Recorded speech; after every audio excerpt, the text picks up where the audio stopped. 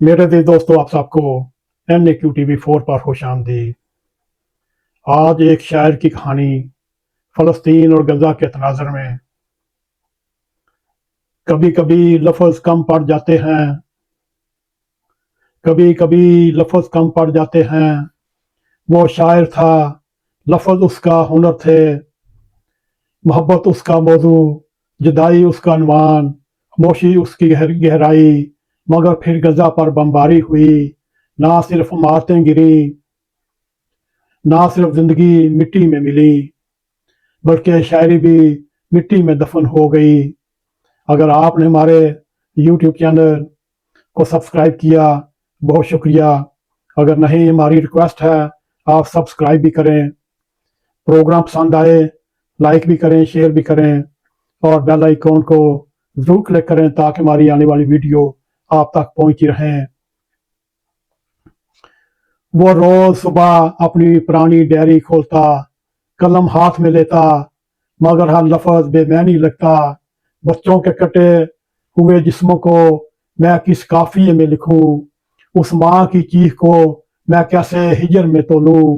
کیا محبت کا لفظ اب بھی اتنا قیمتی ہے، جب غزہ میں محبت کا ہر لمحہ خون میں ڈوبا ہوا ہے؟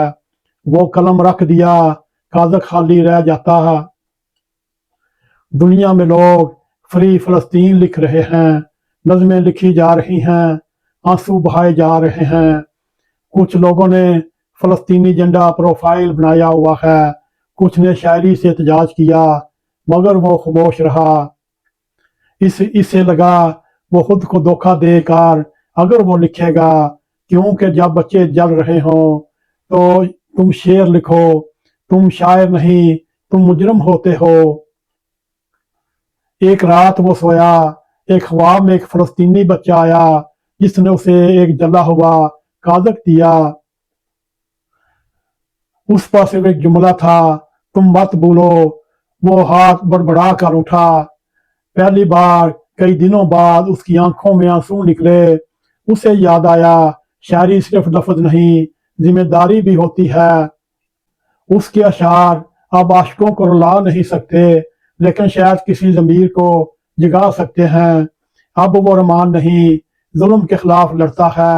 اب اس کی شاعری دل کو نہیں بہلاتی، بلکہ دلوں کو جھنجھوڑتی ہے۔ ہم سب شاعر ہیں، یہ صرف اس کی کہانی نہیں، یہ ہم سب کی کہانی ہے۔ ہمارے ہاتھ میں بھی قلم ہے، چاہے وہ قلم موبائل ہوں، کی بورڈ ہوں یا ٹویٹر ہوں۔ ہم سب لکھ سکتے ہیں، مگر سوال یہ ہے، ہم لکھ رہے ہیں یا بھول رہے ہیں؟ ہم شاعر ہیں یا صرف تماشائی؟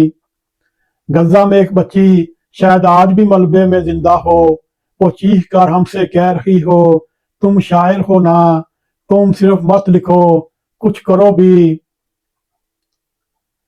میرے دوستو، اس وقت پورا عالم اسلام شاعر بن چکا ہے، اور وہ فلسطین کی بچی ملبے تلے دبی یہ کہہ رہی ہے، تم سارے مت لکھو، تم سارے کچھ تو کرو۔ میرے دوستو، یہ ایک شاعر کی کہانی، ایک اس شاعر کے جذبات جو فلسطین اور غزہ کے حالات کے اوپر غمزدہ ہے۔ وہ ہم نے آپ کے سامنے یہ جذبات رکھے، امید ہے آپ کو یہ جذبات پسند آئیں گے۔ ہم غزہ کے نام پر نہ سبسکرائب مانگتے ہیں، نہ لائک مانگتے ہیں، ہم انا للہ و انا الیہ راجعون پڑھتے ہیں۔